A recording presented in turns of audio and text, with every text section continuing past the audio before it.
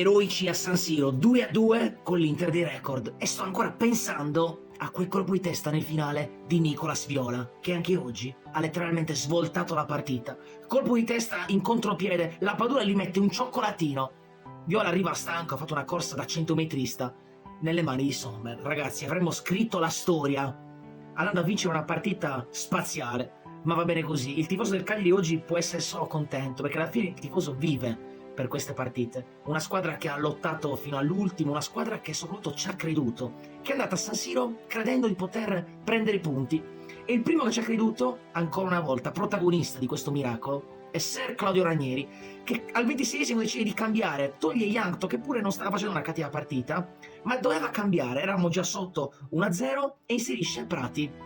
Da quel cambio lì ho capito che Ranieri ci credeva che si poteva fare qualcosa. Infatti il Cagliari è stato per tutta la partita a giocarsela con l'Inter, sotto 2 volte, abbiamo arrivati 2 volte per un attimo. Prima il tiro da fuori di Viola che fa la barba al palo, e poi ancora quel colpo di testa non sfruttato che per un attimo non ci fa entrare nella storia.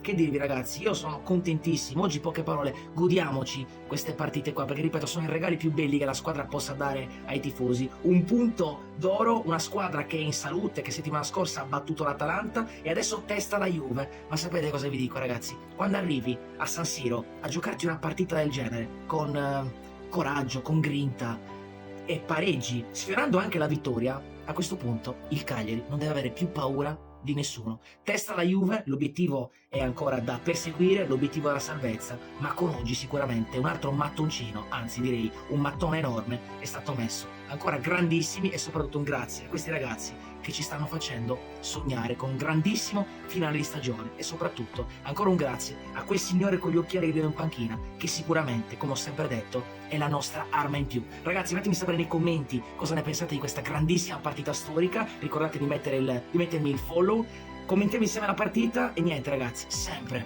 Forza Cagliari!